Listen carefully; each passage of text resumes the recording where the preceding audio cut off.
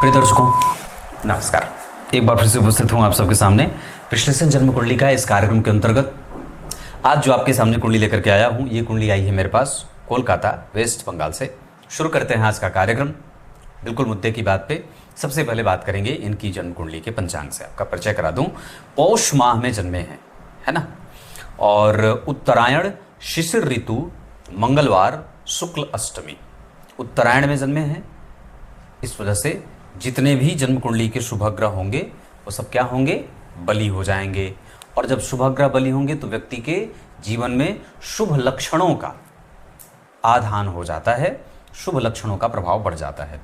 शिशिर ऋतु में जन्मे हैं, इस वजह से कारोबार थोड़ा विलंब से होता है। वैसे भी आपकी कुंडली के लग्न में शनि वक्री है 15 अंश पे, तो ये थोड़े से विलंब का कारण बन जाएंगे। हालांकि व्यक्ति भाग्यशाली और सैद्धांतिक लक्षणों से युक्त है, अपने सिद्धांतों पे खरा उतरना चाहता है और जहां दिमाग लगाना चाहता है वहां वो कई बार बहुत ही ज़्यादा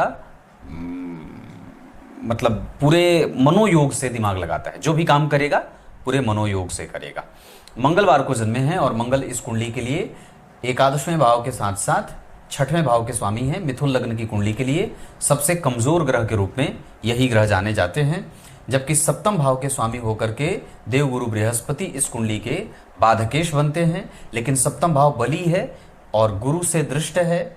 लग्न भी कम से कम बली है क्योंकि लग्नेश लग्न को देख रहा है। लेकिन दो बातें यहाँ मैं आपको बता दूं आरंभ में, नहीं तो फिर भूल जाएंगे।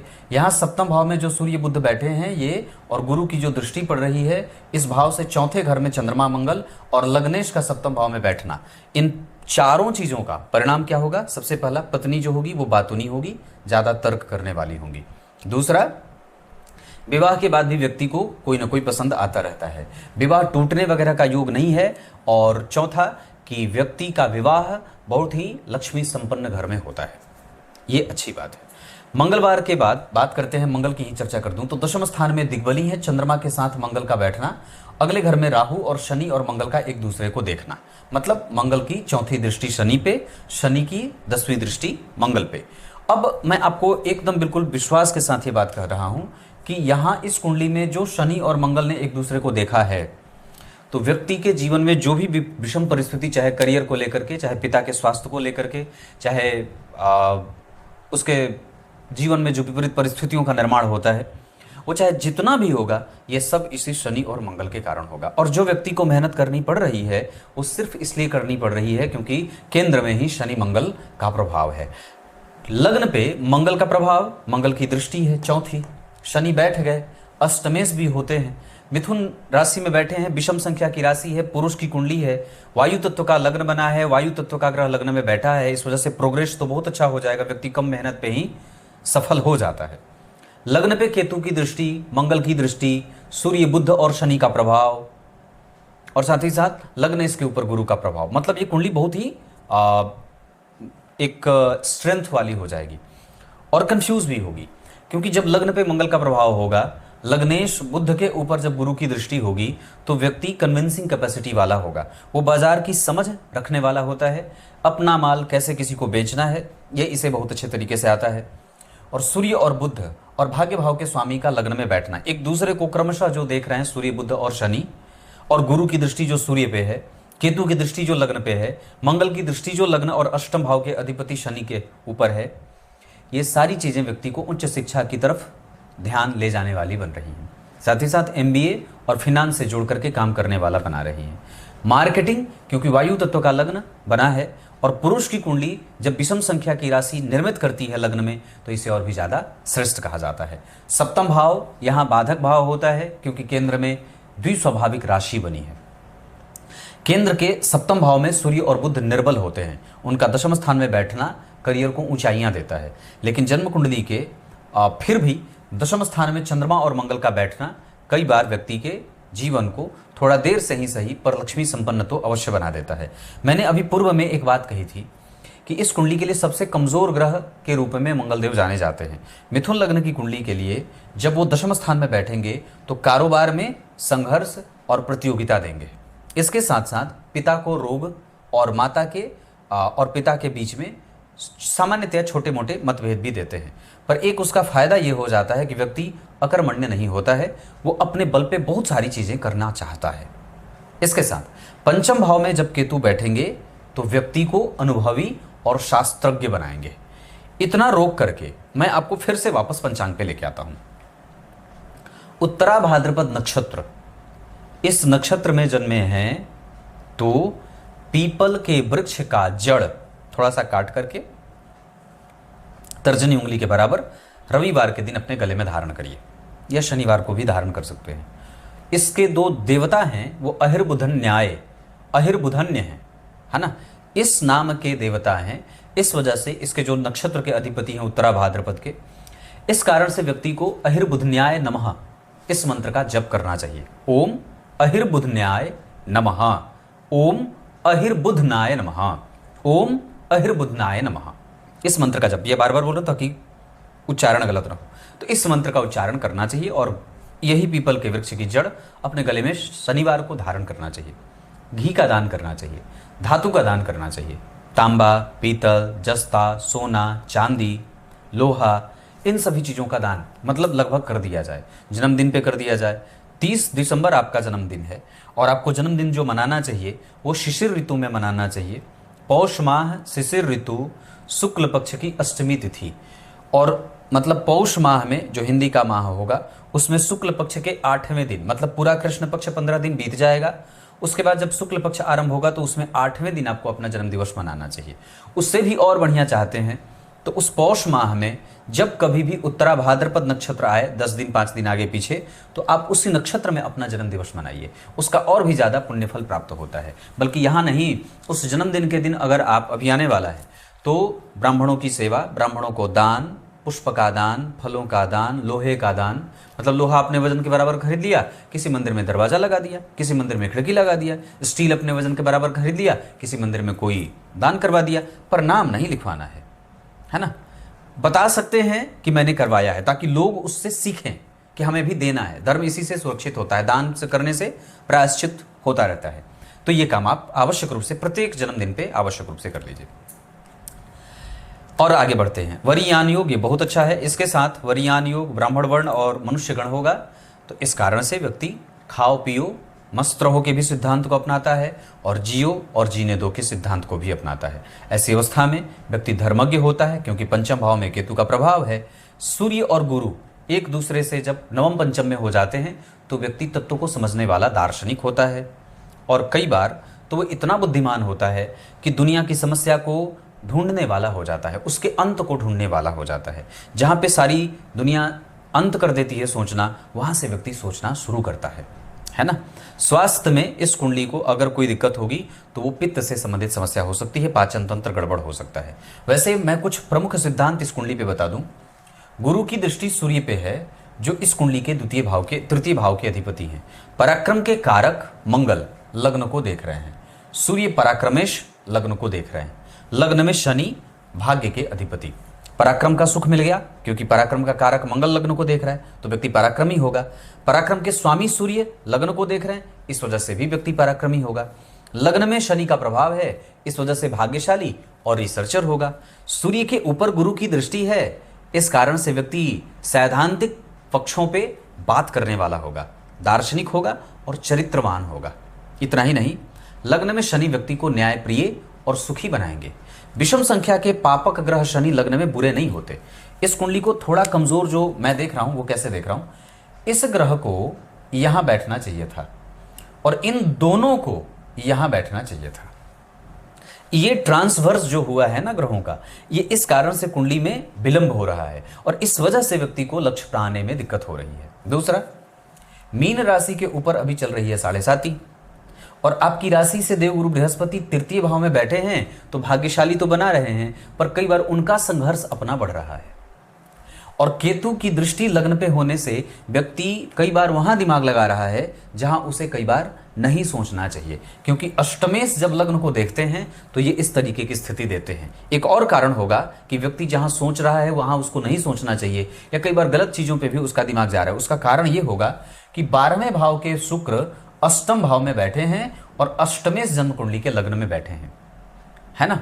और 12वें भाव पे किसी भी शुभ ग्रह की कोई दृष्टि नहीं है, उल्टा उस भाव को पाप कर्तरी लगा है। शनि और राहु के कारण कोर्ट केस कचहरी में जाना, झगड़ा लड़ाई, ऋण में जाना, दुश्मन निकाल लेना, बेवजह की दुश्मनी होती रहती है और कई बार व्यक्ति अपनी जिम्मेदारियों से बचने वाला हो जाता है। विवाह देर से करूंगा, नहीं करूंगा, ये करूंगा, वो करूंगा, इस तरीके की बातें व्यक्ति करता है। शारीरिक संबंधों में, दाम्पत्य में गड़बड़ी पैदा होती है और पत्नी बहुत ज्यादा बहस करने वाली मिल जाती है। इसके बाद मैं अब आपको लग्न के कुछ प्रमुख बातों पे आपका ध्यान लेके आता हूं। लग्न का मान बना है 18 अंश का, ये बहुत ही स्पष्ट लग्न होगा और इस वजह से व्यक्ति की आयु बहुत अच्छी होगी, उसका रिसर्च बहुत ऑथेंटिक होगा और उसका ज्ञान बड़ा ही परिपक्व होगा। ये बहुत अच्छी बात है कि आपकी कुंडली में लग्न आर्द्रा का बना है और शनि लग्न में बैठे हैं, राहु जन्म कुंडली में एकादशवें भाव में बैठे हैं, जिसका स्वामी इस कुंडली का अच्छा ग्रह तो नहीं होता, इस वजह से राहु की दशा कभी कभी लालच ज़्यादा भर देगी, लेकिन एकादशवें भाव के स्वामी का दशम स्थान में बैठ जाना और गुरु और राहु का संबंध आपस में एक दूसरे को इस दशा काल में लाभ भी होगा। मतलब राहु में गुरु की अंतरदशा कई बार लाभ देने वाली भी बन जाएगी। हालांकि फिर भी राहु की दशा में मंगल का जो अंतर होगा या राहु की दशा में जो चंद्रमा का अंतर होगा या उसी राहु की दशा में सूर्य, बुध और केतु का अंतर होगा, तो ये कई बार परेशानी देने वाली हो जाएगी। राहु की दशा में मेहनत कम करने का मन करता है, आलस्य बढ़ जाता है, महत्वाकांक्षा भी बढ़ जाती है, काम कुछ होता नहीं है, जीवन रुक जाता है, स्टक हो जाता है ना। तो ऐसा ना हो, इस वजह से राहु की दशा में या केतु की दशा में व्यक्ति को गणपति अथर्वशीर्ष का पाठ करना चाहिए, गणेश पंचरत्न का पाठ करना चाहिए और साथ ही साथ व्यक्ति को चतुर्थी का व्रत करना चाहिए। यहां तक क्लियर है। द्वितीय भाव के अधिपति का दशम भाव में मंगल के साथ बैठना जो लाभेश हैं, तो लाभ और धन का संयोग, लाभ और धन इसका संयोग जन्म कुंडली के दशम स्थान में है। इस कारण से व्यक्ति धनवान होगा और अपने जीवन में हमेशा उसके पास काम सदैव रहेगा। मतलब उसके पास काम की चिंता नहीं रहेगी कि मेरे पास काम नहीं है, काम हमेशा रहेगा। तृतीय भाव के स्वामी सूर्य होते हैं, सप्तम भाव में गुरु से दृष्ट हैं और लग्न को देख रहे हैं। इस वजह से व्यक्ति चरित्रवान, सुखी, बड़े छोटे भाई बहनों से मैत्रीपूर्ण व्यवहार करने वाला और झगड़ालू नहीं होता है। हालांकि थोड़े बहुत एग्रेशन में रहता है वो चंद्रमा के कारण, मंगल के कारण, लेकिन उतना भी झगड़ालू नहीं होता है। वो बुद्धिमान होता है, थोड़ा डरपोक किस्म का भी होता है, कभी कभी डर जाता है।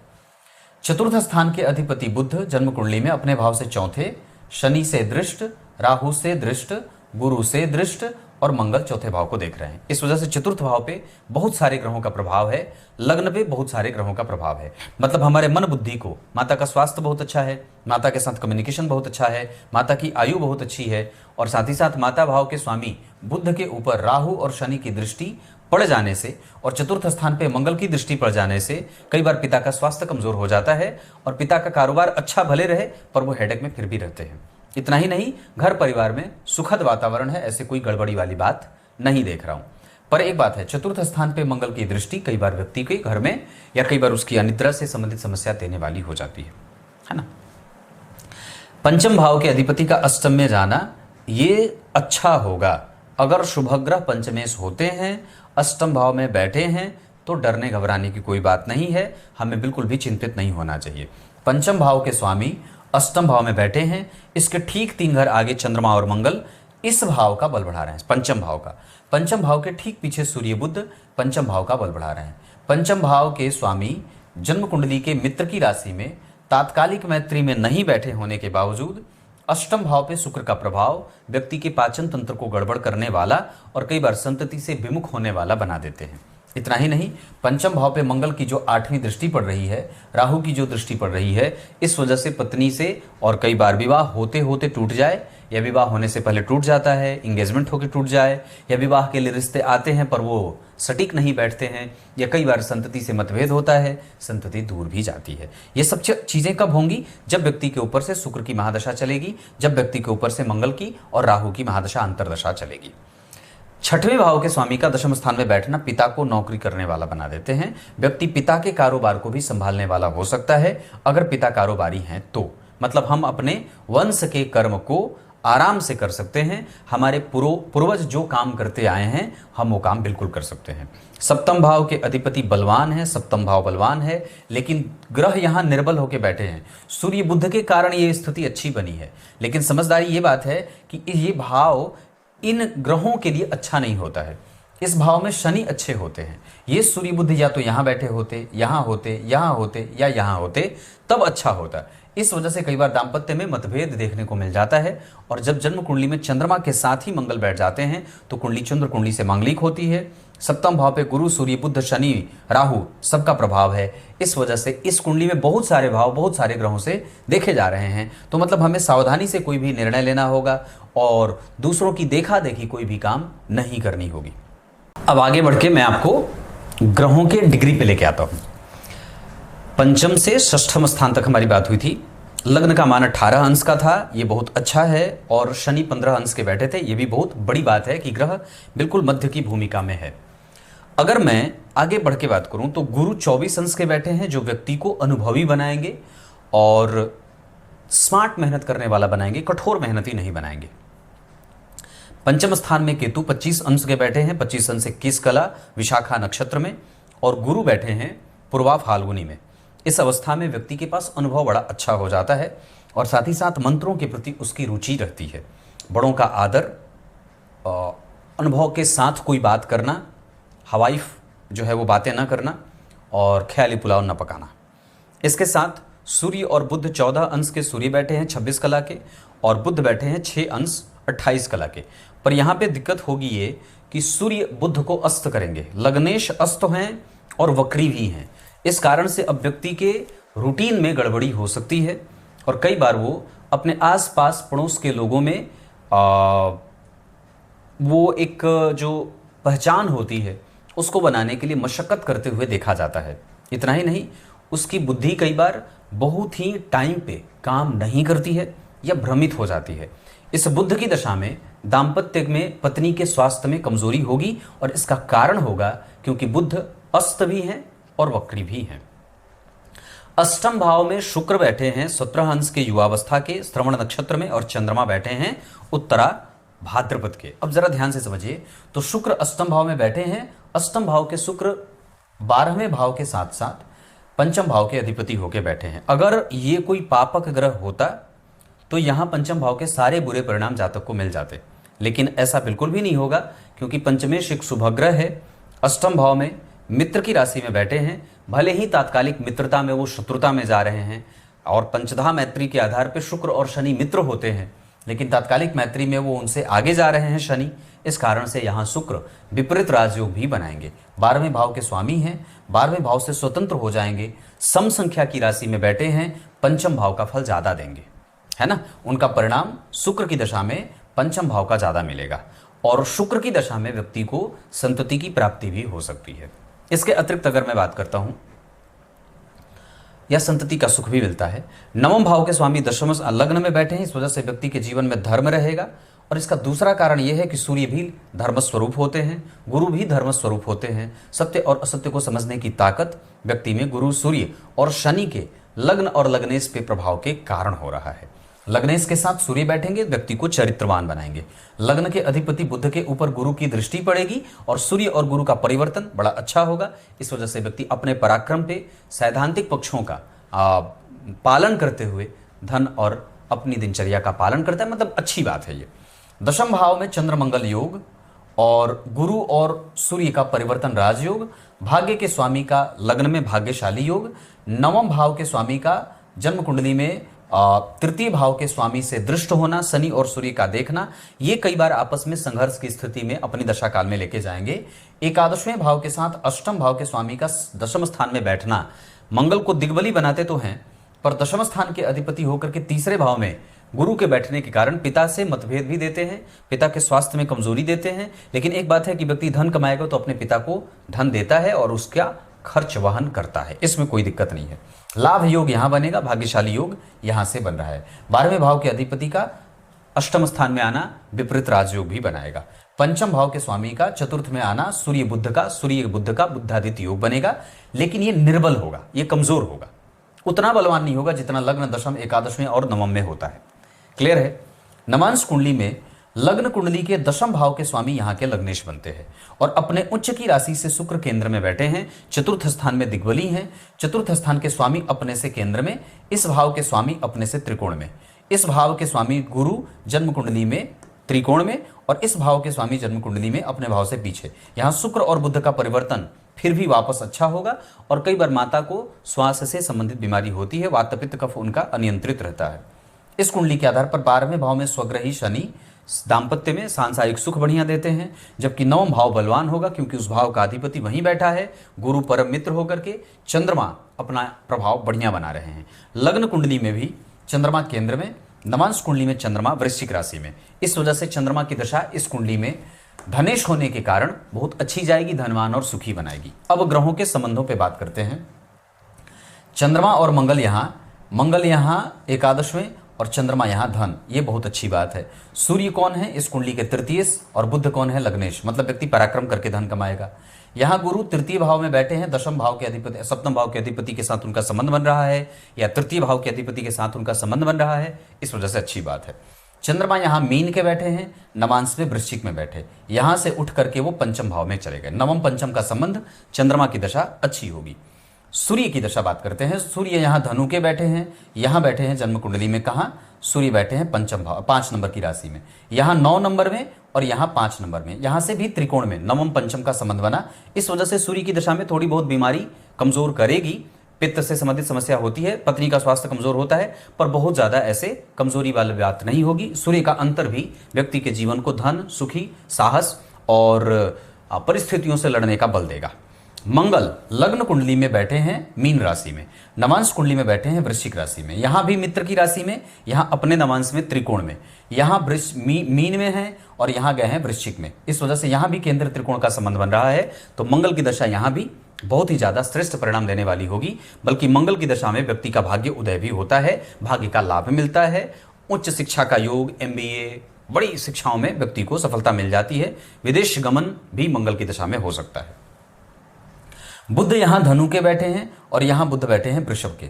ये एक गड़बड़ वाली बात है क्योंकि यहाँ से 6वें 8वें के संबंध में जा रहे हैं। यहाँ धनु में है, नवांश कुंडली में राहु केतु के संपर्क में, मंगल राहु का प्रभाव है और बुध केतु के साथ वृष राशि में चले गए।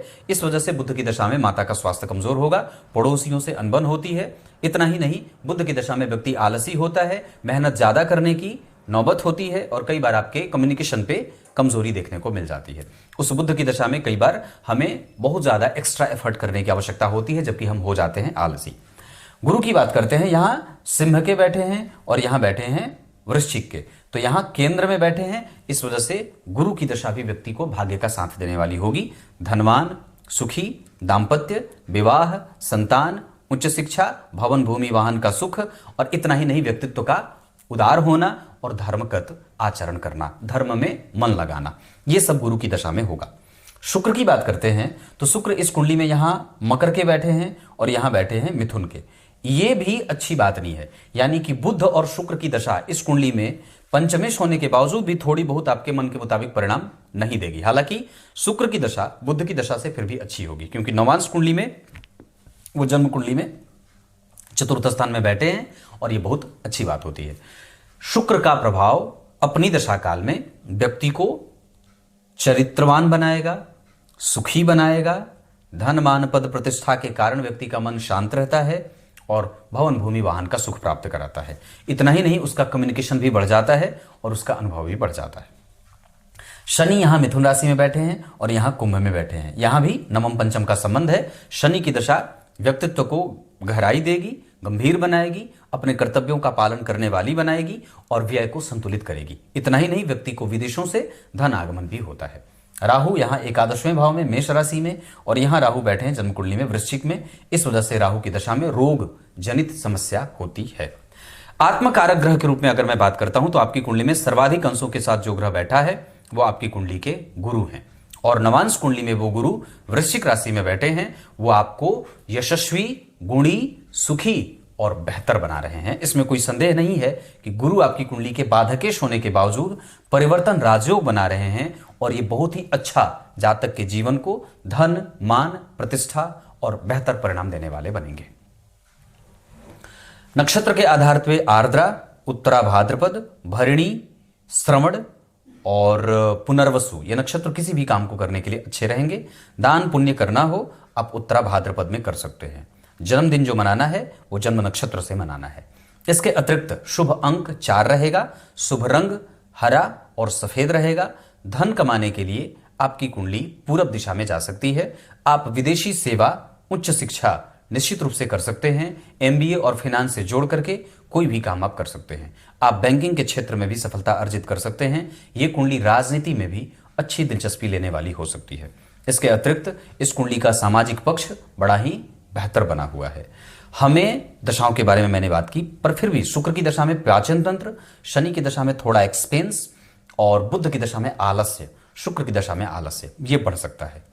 अगर ग्रहों के परसेंटेज के हिसाब से बात करते हैं तो सूर्य, चंद्रमा और मंगल 100% परिणाम देने वाले बन रहे हैं। आपका लग्न बड़ा बढ़िया बना है, इस वजह से आयु बड़ी अच्छी है। बुध 50%, जबकि गुरु को बल देने के लिए एकादशी का व्रत और ब्राह्मणों की पूजा, विष्णु सहस्त्र नाम का पाठ, राम रक्षा स्तोत्र का पाठ, गजेंद्र मोक्ष का पाठ आदि करना चाहिए। रविवार को नमक बिल्कुल भी बंद करिए। इसके अतिरिक्त शनि की दशा और शुक्र की दशा भी आपकी कुंडली में 100% अच्छे परिणाम करेगी। राहु और केतु की दशा काम बढ़ने में दिक्कत देगी, आपके काम को विलंब में लेके जाएगी, पर केतु की दशा में एक्सपीरियंस बहुत मिलेगा। यही अनुभव आपको आगे की दशाओं में काम करेगा। नक्षत्र बताया, दिन बताया और राशियां बता दी। तुला राशि और कुंभ राशि के जातकों से मैत्री बहुत अच्छा हो सकता है। ये आपकी इतनी कुंडली है। कुछ इसी तरीके से आज के इस कार्यक्रम का समापन करते हैं। तब तक के लिए बहुत बहुत नमस्कार।